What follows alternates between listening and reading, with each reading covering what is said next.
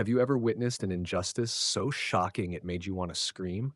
An innocent child slapped across the face simply because of the color of his skin. A frail grandfather, helpless as he fails to protect his beloved grandson. A police officer, so drunk on power he believes he can do anything without consequences. But there's one thing he doesn't know. That boy is the mayor's son. Today, I'm bringing you the story of a brutal abuse of power and the reckoning that shook an entire city. Do you believe justice still exists? Drop a comment below. Let's dive in. The sharp screech of steel grinding against steel pierced the air as the subway train hurtled underground, leaving behind a gray, overcast sky dotted with fleeting rays of sunlight. Neon lights flickered along the tunnel walls, casting eerie streaks of color that pulsed in sync with the train's rhythmic rattling. Inside the subway car, the air was thick, saturated with the scent of oil, metal, and the collective presence of weary commuters. Passengers sat shoulder to shoulder, some hunched over their phones, eyes glued to glowing screens, while others stared blankly out the windows, their faces drained after a long day. Among them, a small boy clung tightly to a metal railing, his tiny fingers wrapped around the cold steel. His wide, dark eyes sparkled under the fluorescent train lights, brimming with excitement.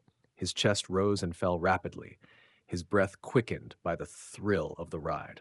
The blur of tunnel lights streaking past the windows mesmerized him, like shooting stars racing through the night. "Grandpa, look!" Elijah exclaimed, his bright voice cutting through the stagnant air. "This tunnel is so long. It's like a time machine." Beside him, Harold Carter let out a soft chuckle, reaching over to gently ruffle his grandson's curly hair. "You know, when I was your age, I felt the same way every time I got on a subway," he said with warmth in his voice. "But back then, I wasn't allowed to ride in this part of the train."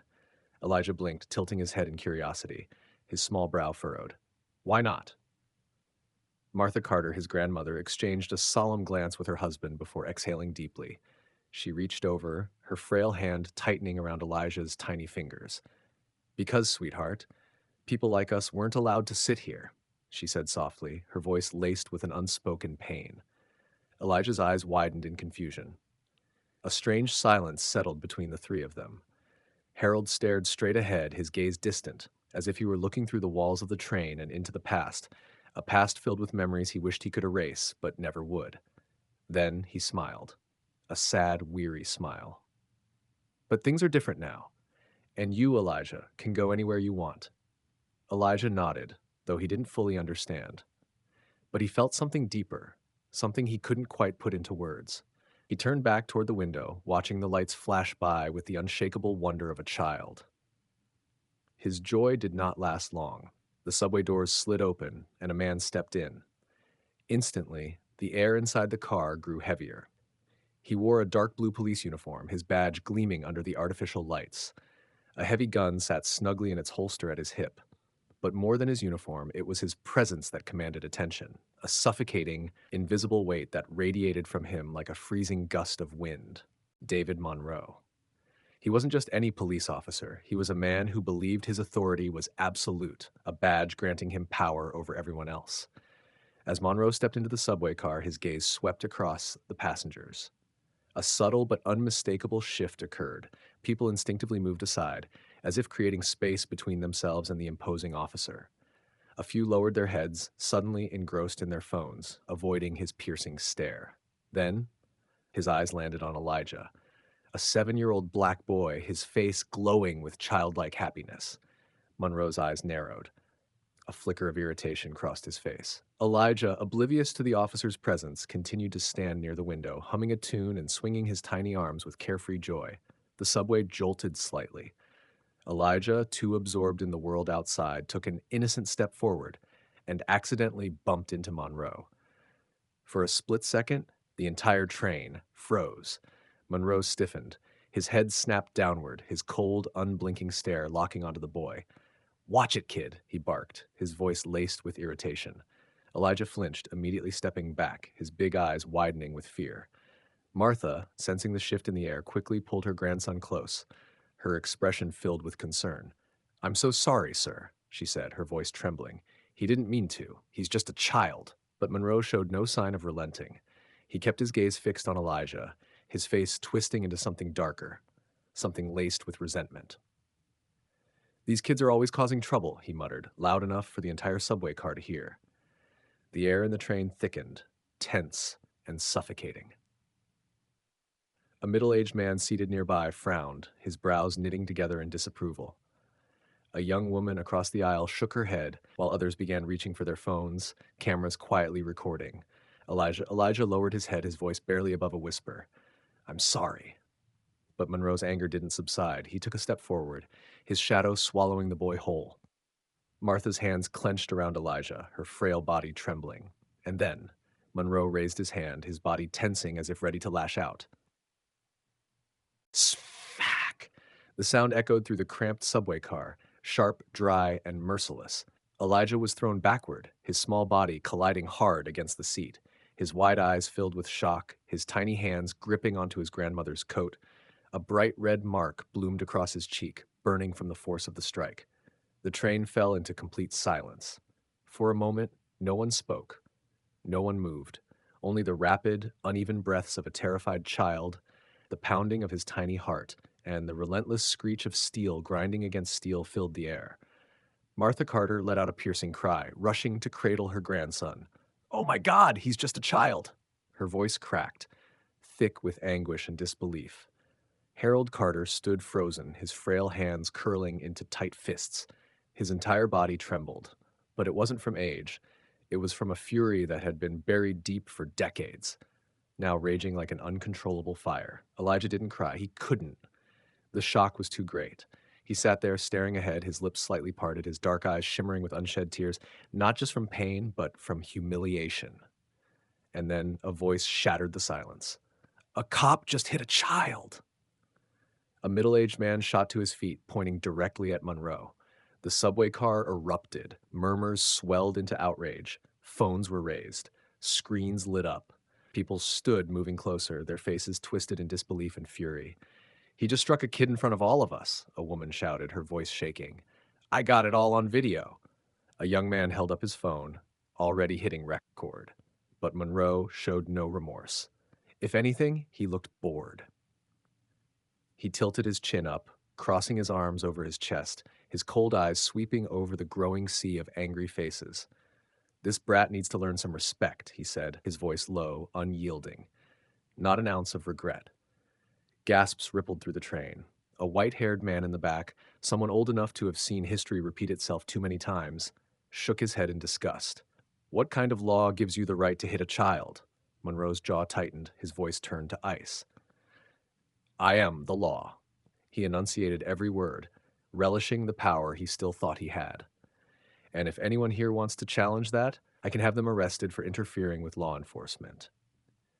The subway grew eerily still. Then, a voice cut through the tension. Calm, but unshakable. Law enforcement? A man in a dark suit stood up from the far end of the subway car. He moved forward with deliberate, measured steps, his piercing gaze cutting straight through Monroe like a blade. Monroe furrowed his brows. Something felt wrong. The man calmly pulled out his phone and dialed a number, his voice low sharp, carrying an undeniable weight of authority. Mr. Mayor, we have a serious problem. A very serious problem. The entire subway car tightened like a coiled spring. Monroe's frown deepened.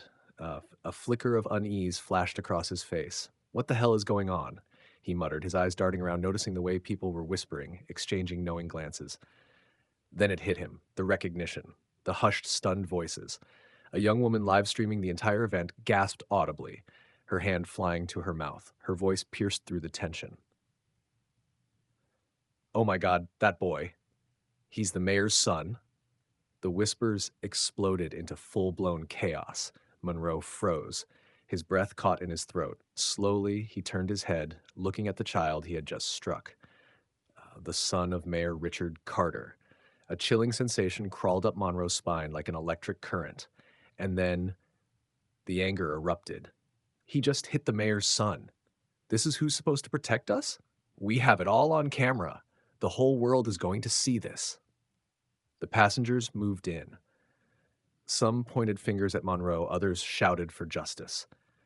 The air thickened with rage, phones flashing, voices rising, merging into an unstoppable storm. Monroe's feet felt glued to the floor. His heart pounded.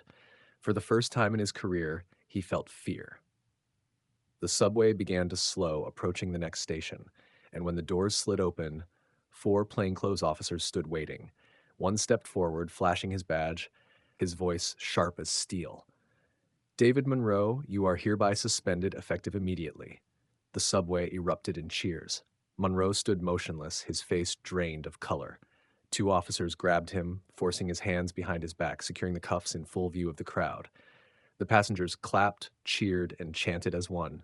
Justice! Justice! Elijah, still trembling, gripped his grandfather's hand. His small fingers curled tightly around Harold's weathered palm. His young eyes sparkled, not with fear, but with hope. Harold gently placed a hand on his grandson's head, his voice low but firm. You see, Elijah, justice always wins. Martha wiped away her tears, but this time they were tears of relief. David Monroe was led away in handcuffs, dragged out of the subway under the seething eyes of an enraged crowd. The chants demanding justice echoed through the station as he was shoved into the back of a police car. He still couldn't process what was happening. Just an hour ago, he had been an officer in full control, a man who could do whatever he pleased without question. Now, he was being taken away by his own colleagues, treated like a common criminal. His jaw clenched, hands balled into tight fists behind his back. His pulse pounded in his ears, his heartbeat so deafening it drowned out the sirens blaring outside. Damn it, he muttered under his breath, his cold eyes staring out the window as city lights streaked past. He had always known how to manipulate the system, how to crush those beneath him with the weight of his badge. But this time, there was no escape. The police car skidded to a sharp stop in front of Central Precinct. The door swung open, and a firm grip yanked Monroe out of the vehicle. A blast of icy air hit him as he stepped into the station, and the moment he crossed the threshold, he froze. Standing at the entrance, waiting for him, was Mayor Richard Carter, the most powerful man in the city, the father of the boy he had just struck. Richard Carter didn't speak immediately. He simply stood there, his sharp gaze cutting through Monroe like a blade. His expression was unreadable, but the fury simmering beneath his calm exterior was unmistakable. Monroe swallowed hard. He was used to intimidation. But this was different. Mayor Carter took a slow, deliberate step forward. When he finally spoke, his voice was low and steady, but carried the weight of 1,000 unspoken battles. Do you have any idea, he said, each word landing like a hammer on an anvil, like, how many years I've spent fighting against men like you? Monroe pressed his lips together. He didn't answer. I've worked tirelessly to build a city where no child has to grow up afraid, where no one has to fear being harmed simply for existing. The mayor leaned in slightly, his tone dropping to a near whisper, yet somehow it cut deeper than if he had shouted. And in just one day, you unraveled it all. Outside the precinct, a massive crowd had gathered. Protesters flooded the streets, signs raised high, voices merging into one. Justice for Elijah. Fire the corrupt. No one is above the law. News cameras flashed, reporters crowded in, broadcasting the scandal to millions. Breaking news. Police officer arrested after striking mayor's son. Outrage erupts over shocking display of police brutality. Viral video of incident reaches 50 million views in just 6 hours. Inside the interrogation room, Monroe sat slumped in his chair, his hands still cuffed. Across from him, the city's lead attorney and the head of internal affairs regarded him with icy detachment. You are officially suspended, the attorney stated coldly, effective immediately. Monroe stared blankly at the table. And that's just the beginning.